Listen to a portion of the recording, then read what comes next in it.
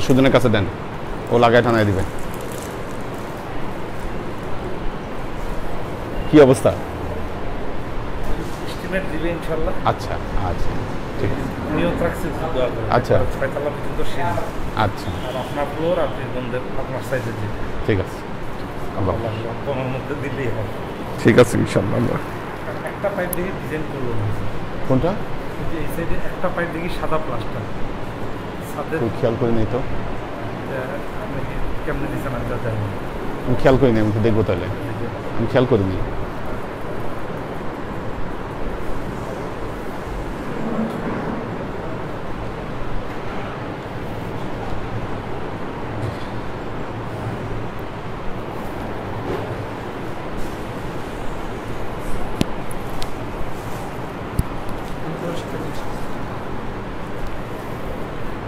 আলহামদুলিল্লাহ আলহামদুলিল্লাহ নাহমাদুহু ওয়া নাস্তাঈনুহু ওয়া নাস্তাগফিরুহু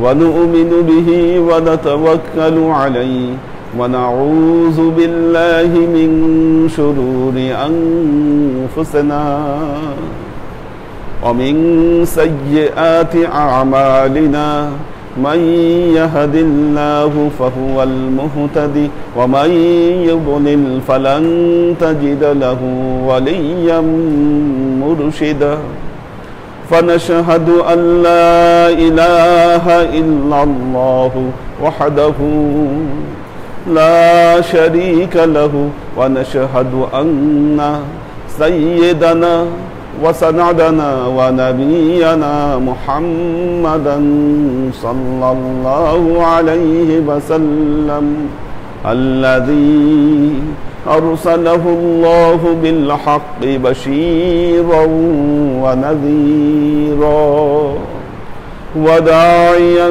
إلى الله بإذنه وسراجا منيرا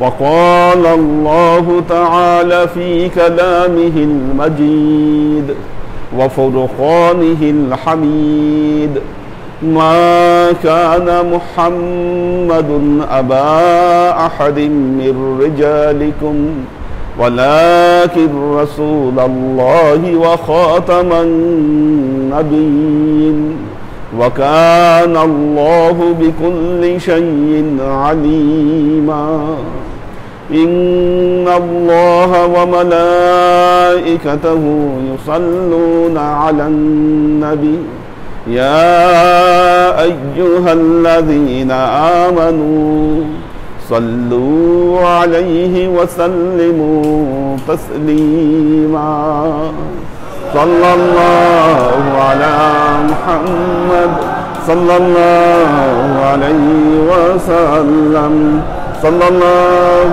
على محمد صلى الله عليه وسلم صلى الله على محمد صلى الله عليه وسلم نعم বড় বড় অনুষ্ঠান হলে তখন এসি স্যার, নর্মালি আমার মনে হয় দরকার নেই।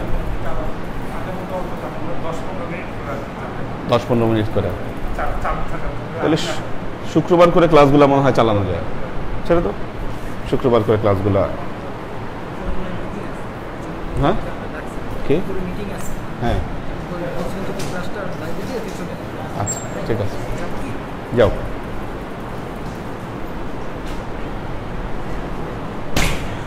আল্লাহর আশিক ও সালেক বৃন্দ, ইয়া কোথায়? ও সুজন তো আবার কই গেল? আনার জন্য গেছে। আচ্ছা, সূরা বাকারা আয়াত নম্বর 16। আজকে আমরা যে আয়াতের তাফসীর করব সূরা আল বাকারা আয়াত নম্বর 16। আল্লাহ তাআলা বলছেন, উলাইকা আল্লাযীনা ইশতারাবুদ-দালালাতা বিল-হুদা ফামা রাবিহাত তিজারাতুহুম ওয়া মা কানু মুহতাদিন। সূরা বাকারা আয়াত নম্বর 16। আল্লাহ বলছেন উলাইকা। একটা জিনিস আপনারা মাথায় রাখবেন, কোরআনের অর্থ খুব সহজে বোঝা সম্ভব। কোরআনে কিছু কিছু আয়াত, কিছু কিছু শব্দ বহুবার আসছে, 300-400 বার করে আসছে এক একটা শব্দ।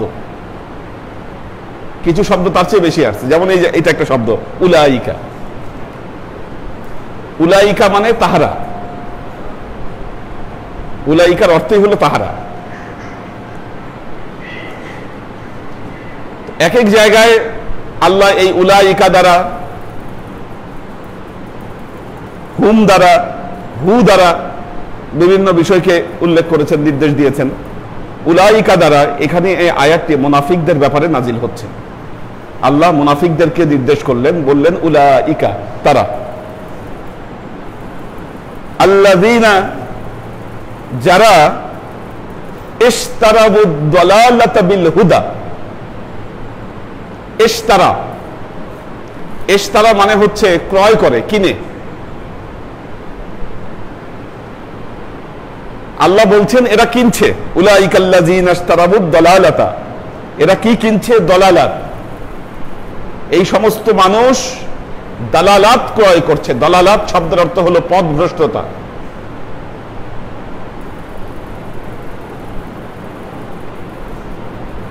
বাংলায় কিছু শব্দ আছে যেগুলোকে বলা হয় সমার্থক শব্দ। সমার্থক শব্দ। আবার কিছু শব্দ আছে যেগুলোকে বলা হয় বিপরীতার্থক শব্দ। সমার্থক মানে একই রকম অর্থ দেয়, কাছাকাছি অর্থ দেয়। সুখ, শান্তি, কি এটা সমার্থক শব্দ। আর বিপরীতার্থিক শব্দ কি হবে? সুখের অসুখ, দুঃখ। ঠিক তেমনি দালালাত এটা হলো হেদায়েতের বিপরীতার্থক শব্দ। বুঝছেন কিনা? একটা হলো হেদায়েত, আর হেদায়েতের বিপরীতার্থক শব্দ হলো দালালাত। সূরা ফাতিহার মধ্যে দেখেন আল্লাহ বলছেন ইহদিনাস সিরাতাল মুস্তাকিম। আল্লাহ আপনি আমাকে সিরাতে মুস্তাকিমের দিকে হেদায়েত দেন। আবার সূরার শেষে কি বলছে? ওয়ালাদ দলিন, দলালাত আমাকে দিবেন না, আমাকে হেদায়েত দেন। আল্লাহ এই আয়াতে বলছে মুনাফিকরা হেদায়েতের বিনিময়ে দলালাতকে তারা ক্রয় করছে।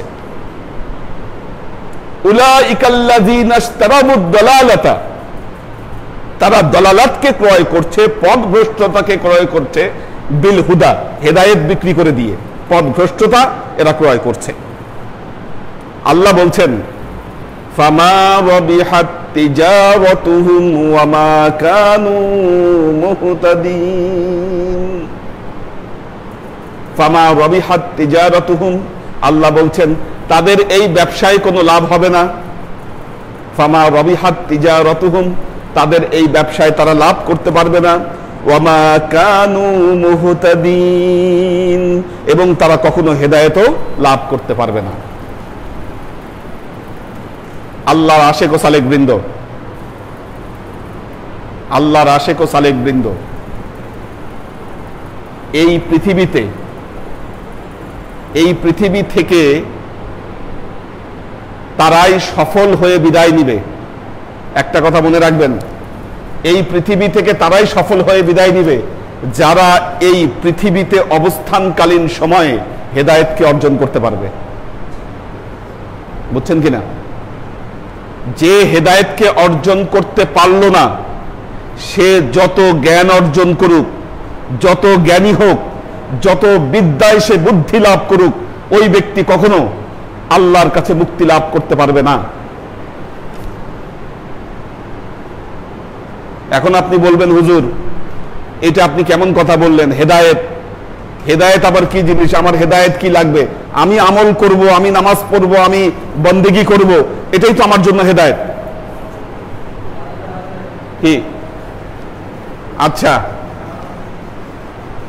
বন্দেগী করা, বন্দেগী করা আর হেদায়েত লাভ করা এক জিনিস নয়। ইবাদত করা, হেদায়েত লাভ করা এক জিনিস নয়। কেন বলেন তো? কেন? তার কারণ হলো, সবচাইতে বড় প্রমাণ হলো, এবাদত শয়তানের চাইতে এই দুনিয়ায় বেশি এবাদত কেউ করতে পারে নাই। কি? সে এতই বন্দিগি করছে, পৃথিবীর এমন কোন জায়গা নাই যেই জায়গায় তার সেজদা দেওয়া বাকি ছিল, এত বন্দিগি করছে সে। আল্লাহর এবাদত বন্দিগি সে এমন ভাবে করছে, আল্লাহ খুশি হয়ে তাকে মুআল্লিমুল মালাইকা বানায় দিয়েছেন। বলছেন, ইবলিস, যা তোকে আমি মুআল্লিমুল মালাইকা বানায় দিলাম, তুই মালাইকাদের, ফেরেশতাদেরকে তুই ট্রেনিং দিবি। সে কি আল্লাহর পেয়ারা বান্দা হয়ে থাকতে পারলো? সে আল্লাহর পেয়ারা বান্দা হয়ে থাকতে পারলো না। কেন পারলো না? তার কারণ হলো, যেই জিনিসের অভাব ছিল শয়তানের মধ্যে, ইবলিসের মধ্যে, সেটা হলো হেদায়েত। তার মধ্যে যদি হেদায়েত থাকতো, সে অহংকার করত না। তার মধ্যে যদি হেদায়েত থাকতো, আল্লাহর সামনে সে এই কথা বলতে পারতো না, আল্লাহ, আমি আদমকে সেজদা করব না, তার কারণ হলো খলাকতাহু মিন তিনিন ওয়া খলাকতানি মিন নার। আল্লাহ, আমি তাকে সেজদা করব না, আপনি তাকে মাটি দিয়ে সৃষ্টি করছেন আর আমাকে আগুন দিয়ে সৃষ্টি করেছেন। এই কথা বলার সাহস হলো কিভাবে? তার কারণ হলো এর মধ্যে হেদায়েত ছিল না। আচ্ছা, হযরত আদম হাওয়া কি আল্লাহ সৃষ্টি করলেন, সৃষ্টি করে জান্নাতের মতো একটা পবিত্র জায়গায় আল্লাহ তাদেরকে রেখে দিলেন। আল্লাহর এত সান্নিধ্যের মধ্যে জান্নাতে তারা আছেন, কিসের অভাব ছিল তাদের? অনেক কিছু ছিল। আল্লাহ খালি বলেছিলেন, একটা কাজ করো না আদম, লা তাকরাবা হাযিহিশ শাজারাতা ফাতাকুনা মিনাজ জালিমিন। হে আদম হাওয়া, তোমরা যা খুশি করো, লা তাকরাবা হাযিহিশ শাজারাতা, যা ইচ্ছা করো, এই গাছের ধারের কাছে তোমরা যাও না। গেলে কি হবে? ফাতাকুনা মিনাজ জালিমিন, তোমরা কিন্তু জালেম হয়ে যাবা, এই কাজটা করো না।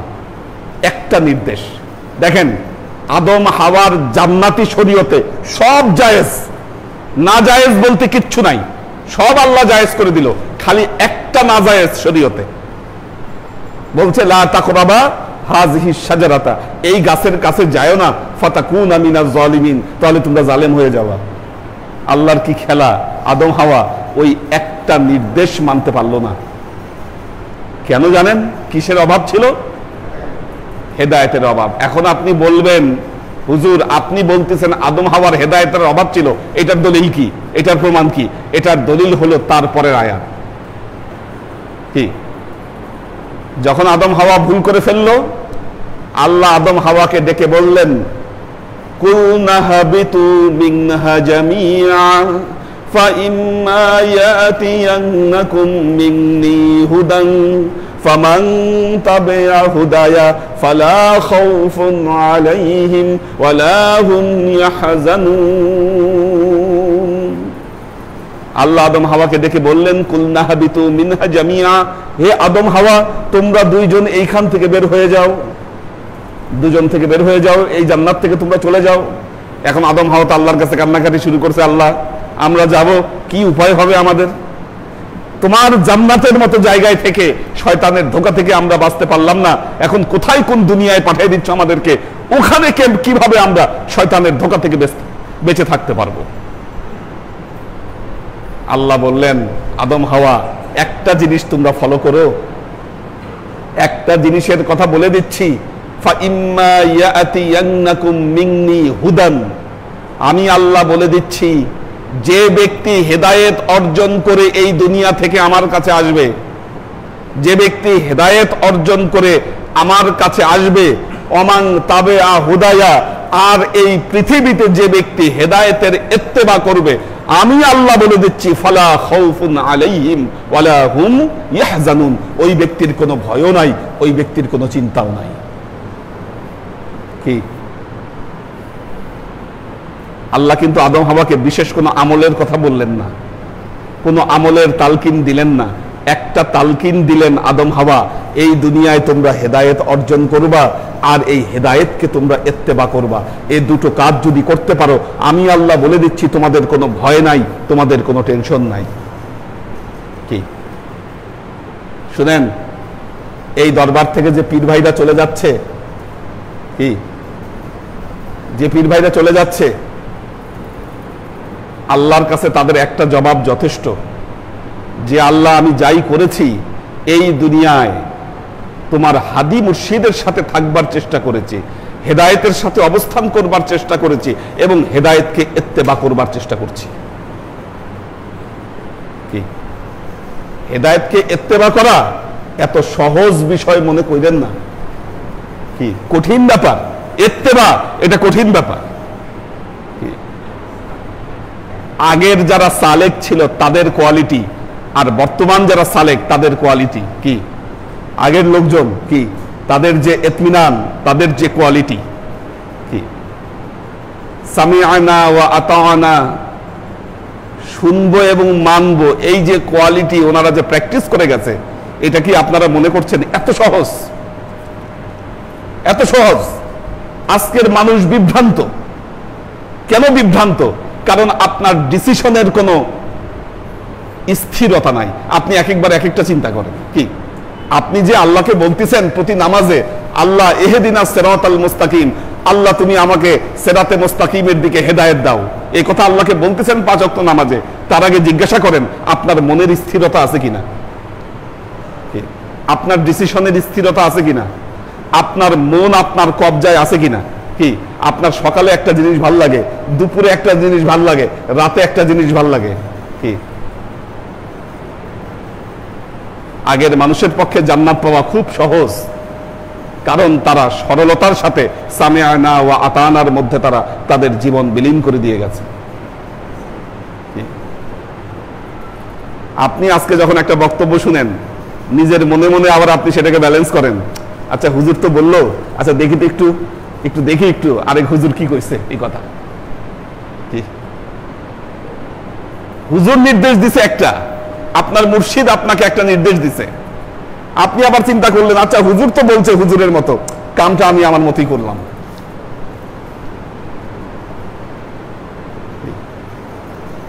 যারা চলে যাচ্ছে তাদের মধ্যে এই কোয়ালিটি গুলো ছিল না, কারণ তাদের মনের স্থিরতা ছিল। কি তারা হেদায়েতকে অনুসন্ধান করেছে।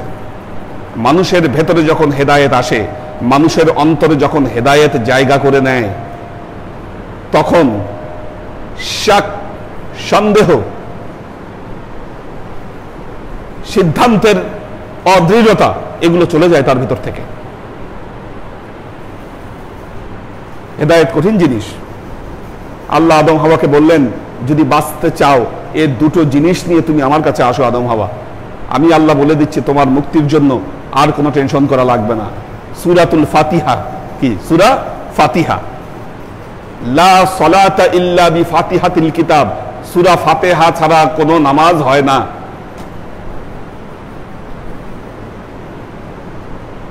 সূরা ফাতিহা এমন একটা সূরা, মুফাসসিরগণ বলছেন এই সূরা আল্লাহ এবং বান্দার মধ্যে ভাগাভাগি করে নেওয়া সূরা।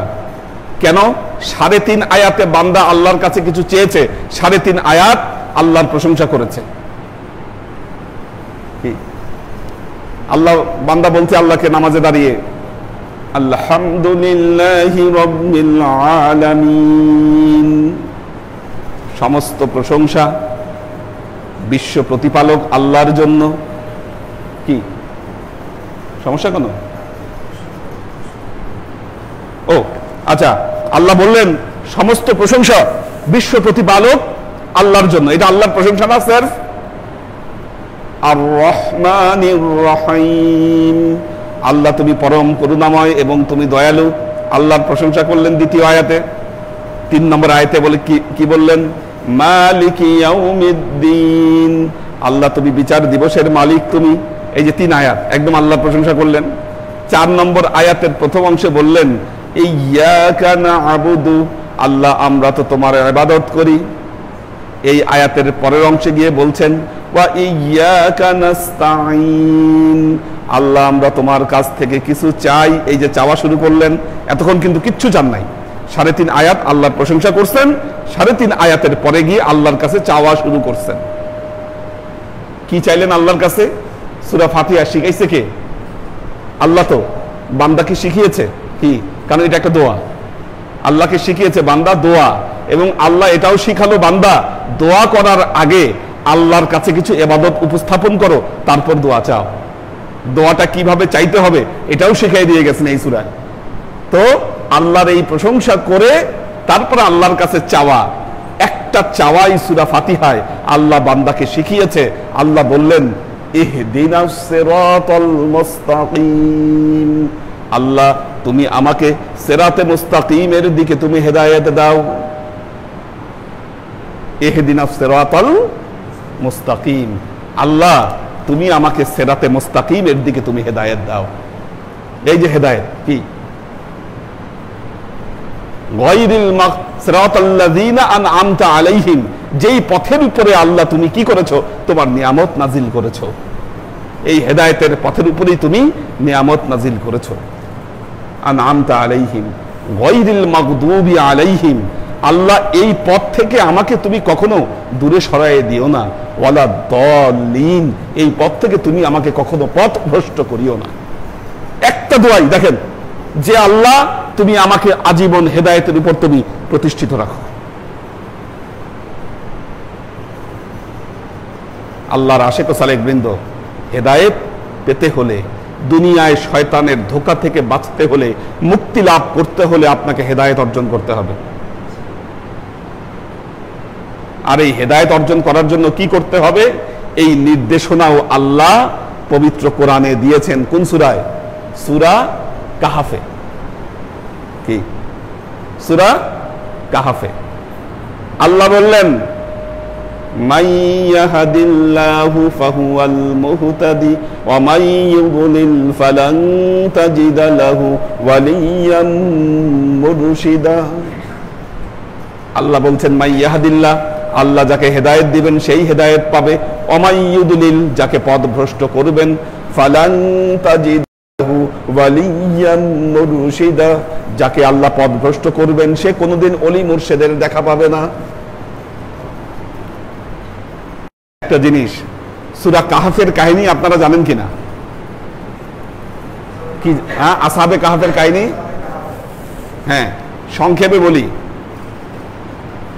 রাজা ছিল অত্যাচারী রাজা, ইহুদি রাজা, অত্যাচারী রাজা। তখন খ্রিস্টান ধর্মের প্রচার চলছে, ঈসাই ধর্ম। রাজা তো ইহুদি, ঈসাই ধর্ম সে পছন্দ করে না। এখন সেইখানে আল্লাহর কিছু ওলি তারা ঈসাই ধর্ম প্রচার করছে ওই জায়গায়। রাজা এতে তাদের উপর খুব রুষ্ট হলেন, রুষ্ট হয়ে বললেন তোমরা এই শহর থেকে বের হয়ে যাও। বের করে দিলেন। রাজার অত্যাচারে এরা শহর থেকে বের হয়ে যাচ্ছে। কোরআনে বলছেন কেউ বলে তাদের সংখ্যা 5, কেউ বলে 7, আল্লাহই ভালো জানে তাদের সংখ্যা কত। কাজে সংখ্যা নিয়ে তর্ক বিতর্কের কোনো জায়গা নাই। কিন্তু তাদের সাথে আবার একটা কুকুর ছিল, এটা আবার কোরআন নিশ্চিত করেছে। একটা কুকুর ছিল এদের সাথে। বাচ্চা যখন বের করে দিল, এই কুকুরটাও ওদের সাথে সাথে যাচ্ছে। এরা একটা গুহার মধ্যে গিয়ে ঢুকলো, গুহার মধ্যে গিয়ে ঢুকছে, কুকুরটা গুহার বাইরে পাহারা দিচ্ছে।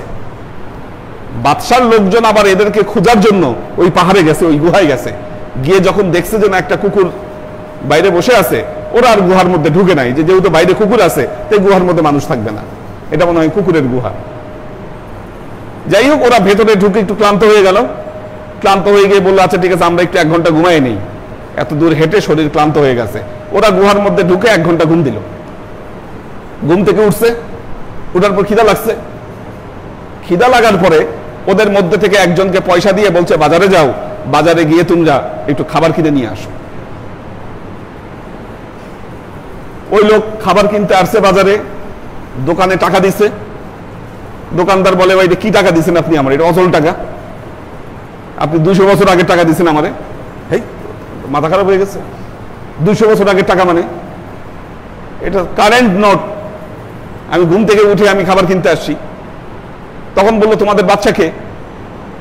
পুরা পরিবেশ তখন পরিবর্তন হয়ে গেছে, বাদশাহী পরিবর্তন হয়েছে এই 200 বছরের মধ্যে। সব কিছু চেঞ্জ।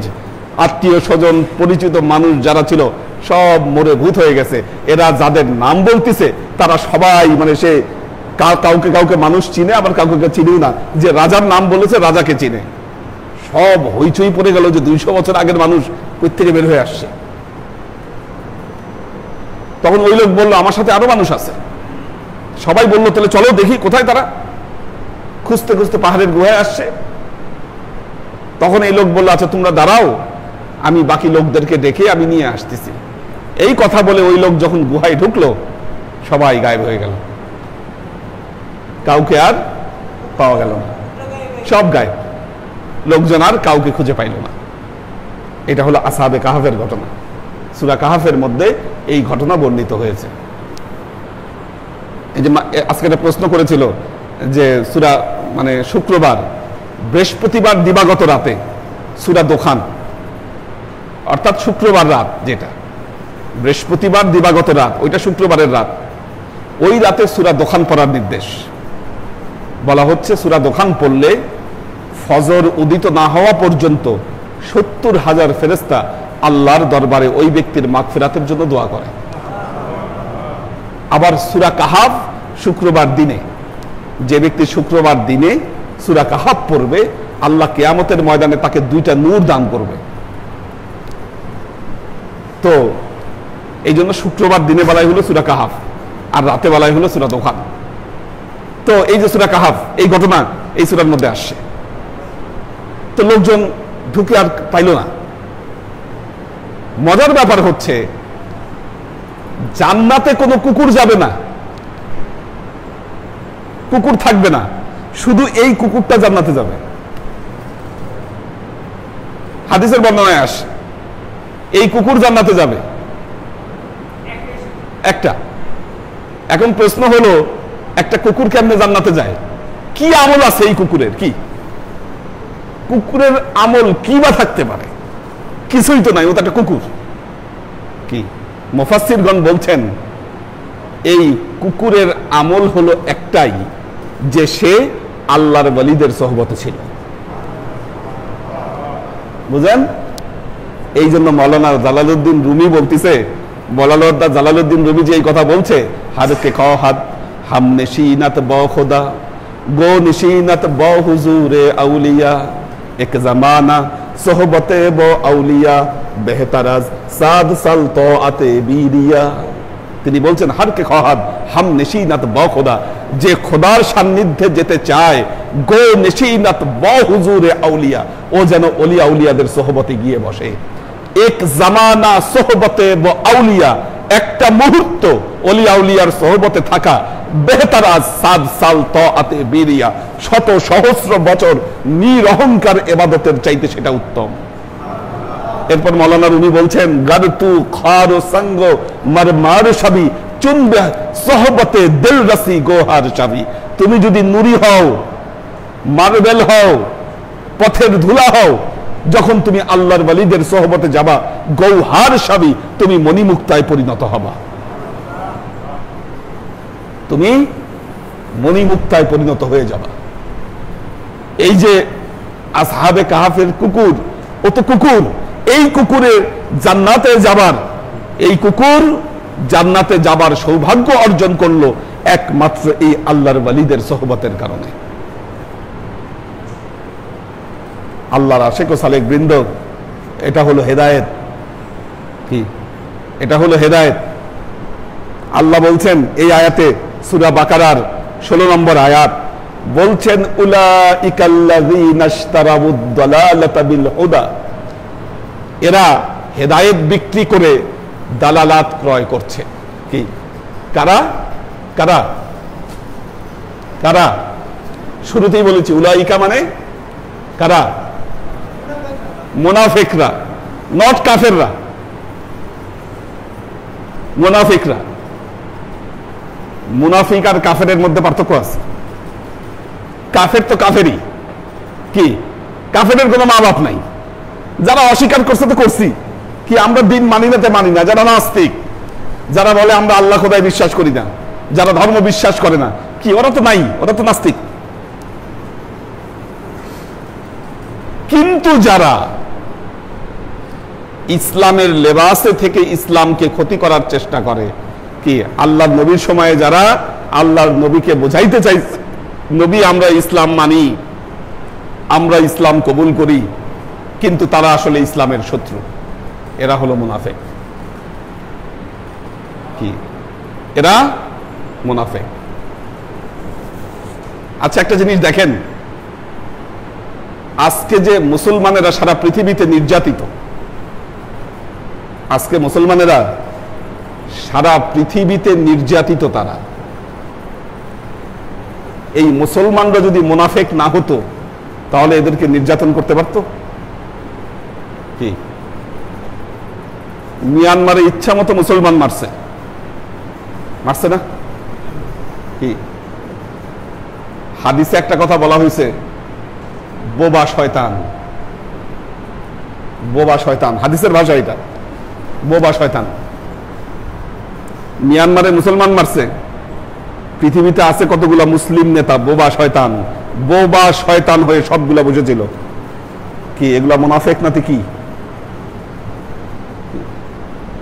যারা কথা বলেছে, যারা প্রতিবাদ করেছে, মুখ দিয়ে প্রতিবাদ করেছে, হ্যাঁ সেটাও একটা প্রতিবাদ, কিন্তু অধিকাংশ মুসলমান দেশগুলা কি বোবা শয়তান হয়ে বসেছিল। এরা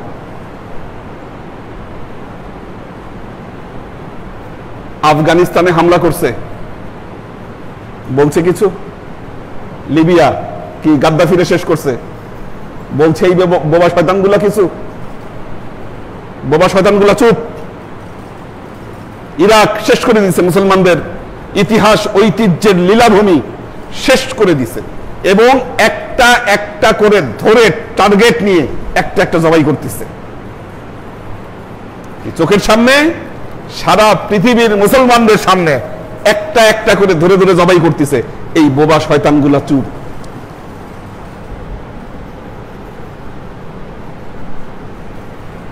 দুঃখের বিষয় হলো এর মধ্যে হঠাৎ করে এই যে পাকিস্তান, তারা অ্যাটমিক পাওয়ার পেয়ে ফেলছে। অ্যাটমিক পাওয়ার পায় মানে পাকিস্তানে বহু আগে জবাই করে শেষ করে দিত এটা। আর যেহেতু সন্দেহ করছে এই থিওরি গাদ্দাফি পাইছে, এই জন্য গাদ্দাফিকে আগেই ধরছে। সাদ্দামও পাওয়ার চেষ্টা করতেছিল, এটা কাদির খান ওইদিকে সাপ্লাই দেওয়ার চেষ্টা করতেছিল, ওইটা শেষ করছে আগে। আস্তে আস্তে টার্গেট করে ধরে কি সারা পৃথিবীতে ধরার চেষ্টা করছে। ইরানের সাথে কোলায় উঠতে পারতেছে না, এখন কুলাইতে পারতেছে না এখানে। হ্যাঁ, কিন্তু ওই যে সেনাপ্রধান, যেটা বিপ্লব বাহিনীর যে প্রধান, বিপ্লব গার্ডের যে প্রধান, এটা মেরে ফেলছে। বোবা শয়তানরা কিছু বলে না, চুপ। এর বিপরীতে যারা এই কাজগুলা করতেছে, এই মুসলমান নিধনের সাথে যারা জড়িত, এই বোবা শয়তানগুলা, তাদেরকে কিভাবে সহযোগিতা করা যায়, কি তাদেরকে কিভাবে স্বীকৃতি দেওয়া যায়, এই চেষ্টায় তারা ব্যস্ত। কি এই বোবা শয়তানগুলা কি মুনাফিক না কি অন্য কিছু? বলেন আপনি এদেরকে মুনাফিক বলবেন না আপনি কি বলবেন? না মুনাফিক বলতে আপনার শরম লাগে? কোনটা? আমাদের এই অবস্থা, শরম লাগে। কেন শরম লাগে জানেন? কোটি কোটি টাকা আনতেছে তো এদের কাছ থেকে। এরা মুনাফিক হোক, বোবা শয়তান হোক, যাই হোক, দাদা তো, গুরু তো, কি কোটি কোটি টাকা আনতেছি আমরা এদের কাছ থেকে, এদের টাকা দিয়ে আমরা চলতেছি, সবকিছু করতেছি, ওদের নামে বদনাম করি কেমনে? এখন কি বললে তো আর কিছুই থাকে না। হেদায়েত কিভাবে যায়? আজকে মুসলমানদের মধ্যে নতুন একদল বের হয়েছে, মাথায় টোপকা টাপকি লাগায় বলতেছে এই পৃথিবী, ইসলাম আমরা বেদাত মুক্ত করব। কি করবে? ইসলাম ধুয়ে মুছে ছাপ করে দিবে, বেদাত মুক্ত করে দিবে ইসলাম। নতুন একদল আছে, তারা ইসলামকে বেদাত মুক্ত করবে। আচ্ছা, এই বেদাত মুক্ত করার স্লোগান তোলার পর পরিস্থিতি কি দাঁড়িয়েছে আসলে? আমাদের মসজিদগুলা, আমাদের সমাজে, আমাদের ইসলামিক সমাজ ব্যবস্থায় বিভেদ বিভক্তি আগের চেয়ে বাড়ছে না কমছে? আচ্ছা, আচ্ছা, বেদাত মুক্তির নামে দেখা গেছে আপনি জীবনে যত ভালো ভালো আমল করতেন, এই আমলগুলা আপনার জীবন থেকে সাফ করে বের করে দিচ্ছে। কি আপনি মসজিদের নামাজের পর মুনাজাত করতেন, বাদ দিছে। সুন্নত নফল নামাজ আবেগ নিয়ে বেশি পড়তেন, বেদাতের ভয় দেখায় এটাকে বন্ধ করছে। শবে বরাত আসলে, শবে কদর আসলে, বিভিন্ন গুরুত্বপূর্ণ রাত আসলে আপনি রাত জেগে ইবাদত বন্দেগী করতেন, আপনাকে বেদাতের ভয় দেখায় মসজিদ থেকে বাসায় পাঠায় ঘুম পাড়াইছে। কি বাসায় পাঠায় আপনাকে ঘুম পাড়িয়েছে। আপনি ইসলামিক বিভিন্ন বিষয়কে কেন্দ্র করে যেভাবে আপনি উৎসব মুখর পরিবেশ পালন করতেন, বেদাতের ভয় দেখায় এগুলোকে আপনার জীবন থেকে কি শেষ করে দেওয়া হয়েছে। ফলাফলে কি দাঁড়ালো? আপনি তাদের সহি কথা, সহি মত, সহি পথ পালন করতে গিয়ে আপনার জীবনকে আপনি ইবাদত শূন্য করে দিয়েছেন। ফলাফল কি দাঁড়িয়েছে?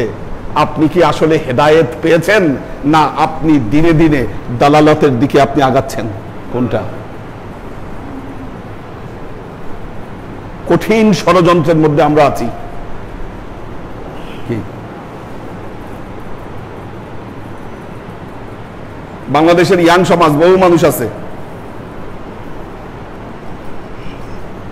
ডক্টর জাকির নায়েকের অনেক ভক্ত ওনারা।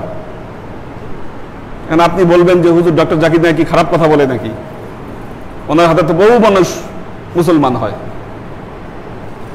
না, উনি খারাপ কথা বলে না। কিন্তু কোশ্চেন হচ্ছে ডক্টর জাকির নায়েককে যে আপনি ইত্তেবা করবেন, উনি আলেম কিনা? নাম্বার ওয়ান, উনি আলেম নন। ঠিক আছে, যে লোকটাকে ইত্তেবা করলে, যিনি নিজে কোট প্যান্ট পরে ইসলামের বয়ান দেন, তার মানে কি এটা তো একটা মডেল তৈরি হচ্ছে। কি অবশ্যই মডেল তৈরি হচ্ছে একটা। যিনি ইসলামিক মেন্টর, তাকে যদি পৃথিবীর সামনে এইভাবে তাকে যদি প্রপোজ করা যায় যে না, ইসলামিক একজন ভালো আল্লাহর নবীর সুন্নতওয়ালা মানুষ হতে গেলে আমি কোট প্যান্ট পরেও হতে পারি। মাথায় টুপি ছাড়া ওনার নামাজের ভিডিও আছে, ইমামতি করতেছে।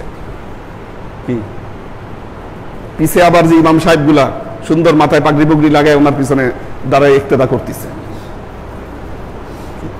এই যে দৃশ্য, এটা কি বোঝা যাচ্ছে যে আমরা কোন দিকে যাচ্ছি? আপনি যদি ওনাকে মেন্টর হিসাবে যদি ইত্তেবা করেন, হ্যাঁ, একটা মানুষের কথা ভালো লাগতে পারে, তিনি সুন্দর কথা বলতে পারেন। আল্লাহর নবী কি বলেছেন? ইন্না মিনাল বায়ানি লা সিহরা। কি আল্লাহর নবীর বিখ্যাত হাদিস, এটা মাশহুর হাদিস। কারণ জুমার খুতবায় দাঁড়িয়ে আল্লাহর নবী বলেছিলেন এই কথাটা, ইন্না মিনাল বায়ানি লা সিহরা। কারণ ওই সামদেশ থেকে কিছু লোক আসছিল, এসে খুব ভালো বক্তৃতা দিল মদিনায়। তাদের বক্তৃতা শুনে মানুষ পাগল হয়ে গেছে, মসজিদে এসে বলছে যে ইয়া রাসূলুল্লাহ, ওই অমুক লোক এত ভালো, এত সুন্দর বক্তৃতা দিয়েছে, কি ভালো লাগছে শুনে আমাদের। আল্লাহ নবী বললেন ইন্না মিনাল বায়ানি লা সিহরা। মনে রেখো, কিছু কিছু বক্তৃতায় জাদুর প্রভাব থাকে। সুন্দর করে কথা বলতে পারেন, এভরিথিং ইজ ওকে, কিন্তু মনে রাখবেন হেদায়েত পাওয়া যাবে না যার ইত্তেবা করতে গেলে আপনার গায়ের লেবাস পরিবর্তন হয়ে যায়। কি এই ধ্যান ধারণা আপনার ভেতরে যদি ঢুকে, হেদায়েত আপনি অর্জন করতে পারলেন না। হেদায়েতের পরাকাষ্ঠা, হেদায়েতের স্বরূপ অন্য জায়গায়। হেদায়েত যখন আপনার ভেতরে ঢুকবে, কি আমল ইবাদতের প্রতি আপনার মন এমন ভাবে নিবিষ্ট হবে, সেটা আর কখনো ওখান থেকে সরবে না।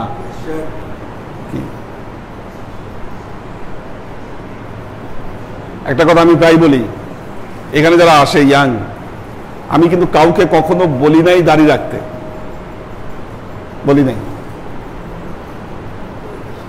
কিন্তু ঘুরে ফিরে দেখেন, কি উনি ক্লিন শেভ ছিল কয়েকদিন আগেও, মাকসুদ ক্লিন শেভ ছিল, সাওয়ান উনি ক্লিন শেভ অনেকেই ছিল, চেঞ্জ হয়ে গেছে। কিন্তু কোনোদিন বলি নাই তুমি চেঞ্জ করো, চেঞ্জটা যখন ভেতর থেকে হয়েছে ওইটা আর পরিবর্তনের সুযোগ নাই।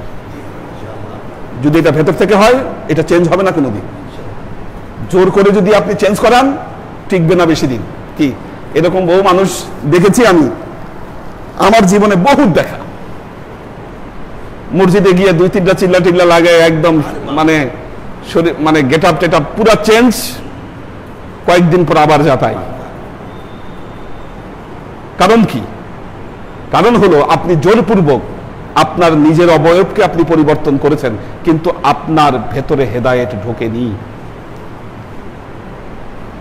সেই জন্য আল্লাহর আশিক ও সালেক বৃন্দ, একটা কথা আপনাদেরকে বারবার বলি, হেদায়েত খোঁজ করতে হবে আপনাকে। আমল নয়, শুধু আমলে মানুষের মুক্তি হবে না। আমল একটি উপাদান অবশ্যই দরকার আছে মানুষের জীবনে, আমলি জিন্দিগি। কিন্তু এই আমলি জিন্দিগি আপনি কি আমল করবেন, এই আমল যখন আপনার মুর্শিদের কাছ থেকে আদিষ্ট হয়ে আপনি করবেন, তখন সেটার মধ্যে হেদায়েতের নূর থাকবে। কি এছাড়া ওইটার মধ্যে হেদায়েতের নূর থাকবে না। খেয়াল খুশি মতো আমলে হেদায়েত থাকে না। এই যে 6 রোজা, এতদিন শাওয়ালের রোজা নিয়ে কোনো বিতর্ক শুনি নাই, এইবার প্রথম শুনলাম এটাও নাকি বেদাত। এটা এবার প্রথম শুনলাম এটাও নাকি বেদাত। এটা এর আগে কোনদিন শুনি নাই। কোন মূর্খ গুলা, কোন আহাম্মক গুলা, আহাম্মক কোনগুলা জানেন? এই যে এই সমস্ত যাদের আসলে আরবি ভাষার প্রতি কোনো জ্ঞান নাই, কোরআন হাদিসের ডাইরেক্ট তারা কোরআন হাদিসের সাথে সম্পৃক্ত নয়, কতগুলো ইংলিশ ট্রান্সলেশন পড়ে কি অথবা বাংলা তর্জমা পড়ে যারা নিজেদেরকে অনেক জ্ঞানী মনে করছেন, তাদের দ্বারা এই ভ্রান্তিগুলো, তাদের দ্বারা এই ভুলগুলো ছড়িয়ে পড়ছে। নিজের কোনো খবর নাই, জানে না। দেখবেন 2 দিনকার ছেলেবেলে তর্ক করতেছে আপনার সাথে এসে, না আমি জানি এটা বেদাত। কেমনে জানো? অমুক মৌলানার ওয়াজ শুনে দেখেন। কি দেখেন, অমুক মৌলানার ওয়াজ মুখের কথা থেকে বের হয়েছে, এইটা শুনে আপনি এমন সিদ্ধান্তে চলে গেছেন যে না, এটা আর ভুল হইতেই পারে না, এটা বেদাত তো বেদাতি। এটাই দলিল। জীবনে আপনি না কিতাব খুলছেন, না কিতাব দেখছেন, না আরবি আপনি ঠিক মতো পড়তে পারেন। আপনি কোনটা হেদায়েত আর কোনটা বেদাত আর কোনটা সুন্নাহ, এই ফয়সালা আপনি দিয়ে দিচ্ছেন। কি এই জাতির কপালে পোকা লাগবে না তো কি হবে সেটা?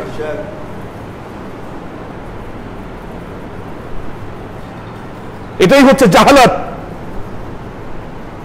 মূর্খতা হচ্ছে এটা।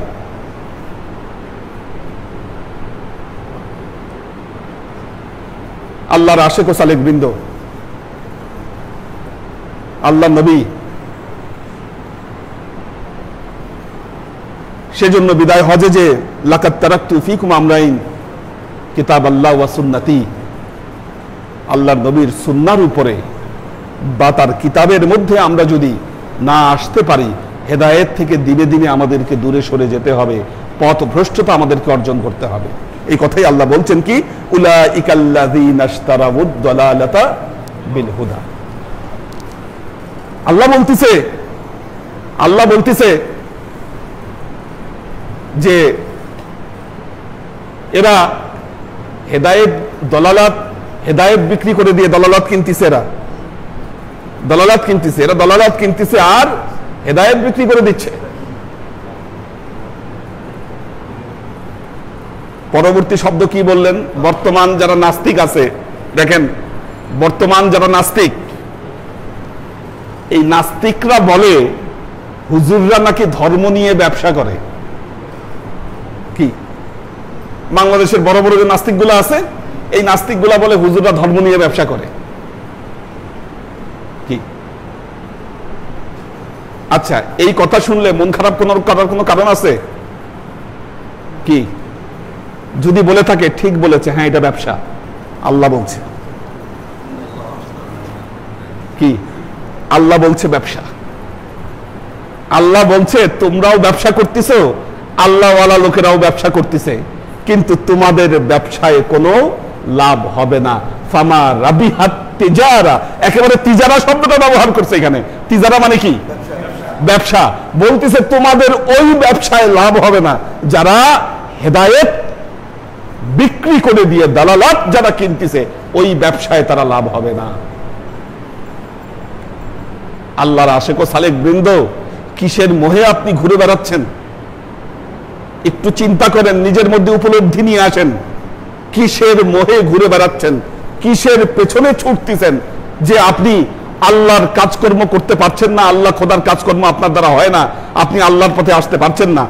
যার পেছনে আপনি ছুটতেছেন,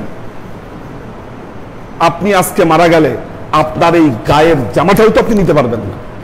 টাকা পয়সা সম্পদ তো দূরে থাক, এই জামাটাও তো আপনি নিতে পারবেন না। এত সুন্দর করে যে জামা আপনি যত্ন করে বানাইছেন, পরছেন, দোকান থেকে ঘুরে ঘুরে কিনে আনছেন, কত কসমেটিক্স, কত জামা, মানুষের কত আগ্রহ এগুলার প্রতি। কি আর এই ঘর বাড়ি, এই যে এত সুন্দর করে সবকিছু, এত স্থাপনা, থাকা যাবে? আজকে মারা গেলেই নাই, শেষ। আল্লাহ বলছে যারা হেদায়েত বাদ দিয়ে এগুলোর পেছনে ছুটছে, ফামা রাবিহাত তিজারাতুহুম, তাদের এই ব্যবসায় কোনো লাভ হবে না। ওমা কানু মুহতাদিন, এবং তারা হেদায়েত প্রাপ্তও হবে না, হেদায়েত লাভও তারা করতে পারবে না। কাজে বুঝতে হবে জীবনের কোন ব্যবসায় লাভ আছে,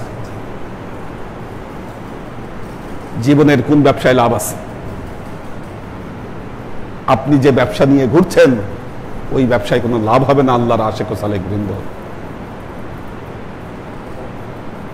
দেখেন এখানে কতগুলো জিনিস স্পষ্ট হয়ে গেল। এর আগে আল্লাহ বলছে সুফাহা, সুফাহা শব্দটা ব্যবহার করছে, বলে যারা দিনের পথে থাকে, মানুষ বলে এগুলো বেকুব। কি সুফাহা মানে কি? গাধা, বেকুব, বুদ্ধি নাই, বুদ্ধি নাই, নির্বোধ। কি রমজান মাসে ওনারা যখন এনারা নামাজ পড়তে আসে রায়ের বাজার থেকে, রমজানে, হ্যাঁ, পুরান ঢাকা থেকে চলে আসে, এখানে নামাজ পড়তে আসে পুরান ঢাকা থেকে, দূর দূরান্ত থেকে আসে। মানুষ বলে গাধা নাকি, বোকা নাকি? আসলেই গাধা। হ্যাঁ, এই যে সুফাহা, যদি মানুষ আপনাকে বোকা বলে, এটা নিয়ামত আপনার জন্য। আল্লাহই বলছে কোরআনে, কি আল্লাহই বলছে কোরআনে, ইমানদারদেরকে মানুষ বোকাই মনে করে, কারণ তারা এমন একটা কিছুর পেছনে ছুটছে যেটা আসলে চোখে দেখা যাচ্ছে না। কিন্তু আজকে যিনি দেহ ত্যাগ করছেন তিনি বুঝছেন যে না, এর গুরুত্বটা কোথায়।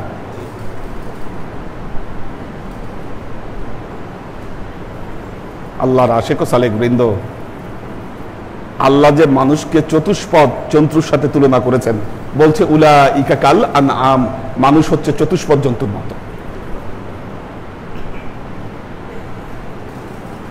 কোরবানির সময় এক গরুর পাশে আরেক গরুকে জবাই করতেছেন, পাশে দাঁড়ায় থাকা গরুটা যদি বুঝতো যে আপনি ওকে মেরে ফেলছেন, কি আপনি কি পাশের গরুটাকে ধরে রাখতে পারতেন? ওর যে শক্তি, কি আপনাকে উড়ে নিয়ে এসে চলে যেত, বাঁচার এই আকুতি তার মধ্যে কাজ করতো। ওর ভিতরে কোনো বোধ নাই, বোধ শক্তি কাজ করে না বলেই বুঝতেছে না পাশের গরুটা মারা গেল। আপনারও তো তাই অবস্থা। তার কারণ হলো একের পর এক চোখের সামনে থেকে চলে যাচ্ছে। কি এই করোনা পরিস্থিতির মধ্যে আমি 4 জনের জানাজা পড়াইলাম, 4 জনের জানাজা পড়াইলাম। ভেতরে যদি বোধ শক্তি থাকতো, মানুষ তো তার জীবনকে পরিবর্তন করে ফেলতো। কিন্তু আমাদের বোধ শক্তি জাগ্রত হচ্ছে না। আল্লাহর আশিক ও সালেক বৃন্দ, এই উপলব্ধির জায়গাটা যদি আমাদের জাগ্রত না হয়, হেদায়েত আমাদের পক্ষে সম্ভব নয়, হেদায়েত সম্ভব নয়। এবং এর সাথে সাথে আরেকটা বিষয়, আরেকটা জিনিস আলাপ করে, আরেকটা বিষয় গুরুত্বপূর্ণ মনে রাখবেন, এই আয়াতের সাথে সংশ্লিষ্ট, এটাই গুরুত্বপূর্ণ বিষয়। দেখুন হেদায়েত অর্জন করতে হবে। হেদায়েত অর্জনকারী, হেদায়েতের পিপাসাওয়ালা মানুষ পৃথিবীতে এখন কমে গেছে। যারা একমাত্র আল্লাহকেই খোঁজ করে, এই ধরনের মানুষের অভাব আজকে পৃথিবীতে। আজকে মানুষ হচ্ছে ধান্দাবাজ। কোথায় গেলে ধান্দা হবে, কোথায় গেলে লাভ হবে, কোথায় গেলে উপকার হবে, মানুষ এই ধান্দার পেছনে ছুটছে। বলেন মন থেকে, আল্লাহকে অর্জনকারী, আমি একমাত্র আল্লাহকেই অর্জন করব, এই ধরনের সালেক কি বর্তমান পৃথিবীতে আমাদের বৈশ্বিক পরিবর্তনের কারণে সামাজিক যে পরিস্থিতি দাঁড়িয়েছে, এটা আমাদের দোষ না।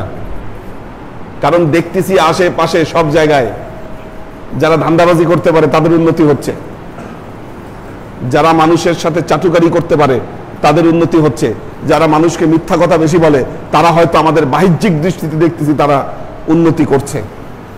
এটা আপনার দেখা চোখের ভ্রম, মনে রাখবেন। কি তারা যদি উন্নতি করেও ওই উন্নতি টিকবে না। আপনি যদি মনে করেন যে না আপনি হেদায়েতকে ইত্তেবা করে আপনি গরিব আছেন, আপনার এই গরিবী হালত বেশি দিন থাকবে না, এটাকে আল্লাহ পরিবর্তন করবে। কি এটা আমাদের ভ্রম, এটা হচ্ছে গাইরের ধোঁকা, এটাই হচ্ছে দালালা। ধোঁকা দিচ্ছে আমাদেরকে দুনিয়া প্রতি মুহূর্তে। কিসের পেছনে ছুটছেন আপনি? দুনিয়ার পেছনে আপনি ছুটছেন। দুনিয়ার পেছনে যত ছুটবেন এই দুনিয়া আপনাকে তত ঘোল খাওয়ায় ছাড়বে। আমরা এই ঘোলের পেছনে ছুটছি, আমরা দৌড়াচ্ছি, জীবন যৌবন সব শেষ করে দিচ্ছি এর পেছনে। অন্তরের মাকসাদ নিয়ে আসেন আল্লাহ। ভেতরে যদি এই মাকসাদকে আনতে পারেন, আল্লাহ আপনার সবকিছুকে পরিবর্তন করে দেবে ইনশাআল্লাহ। এটাই আল্লাহ তার কালামে পাকে বলেছেন, ওয়ালা তাহিনু ওয়ালা তাহজানু ওয়া আনতুমুল আ'লাউনা ইন কুনতুম মুমিনিন। তোমরা নিরাশ হয়ো না, ওয়ালা তাহিনু, তোমরা নিরাশ হয়ো না, ওয়ালা তাহজানু, তোমরা দুশ্চিন্তাও করো না, ওয়া আনতুমুল আ'লাউনা, তোমরা অবশ্যই অবশ্যই উপরে উঠবা, ইন কুনতুম মুমিনিন, যদি তোমরা ঈমানদার হয়ে থাকো। আল্লাহ আমাদের সে তৌফিক দান করুন। দেখি কারা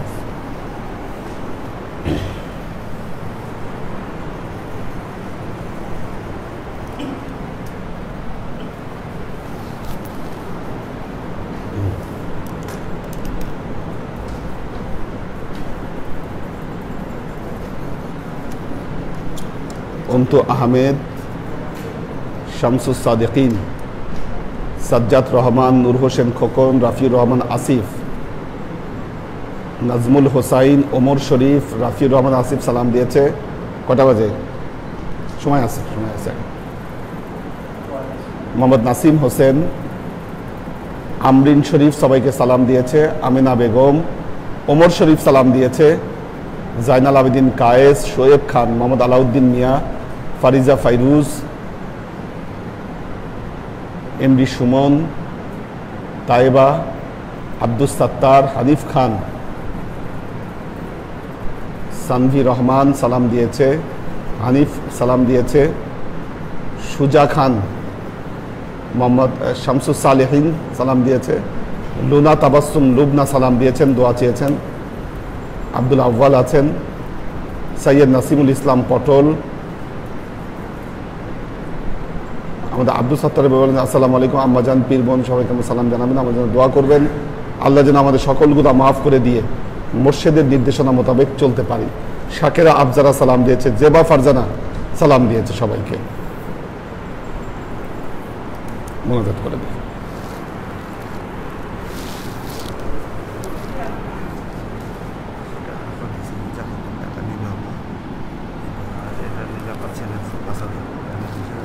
ঠিক আছে, জাকাতের না।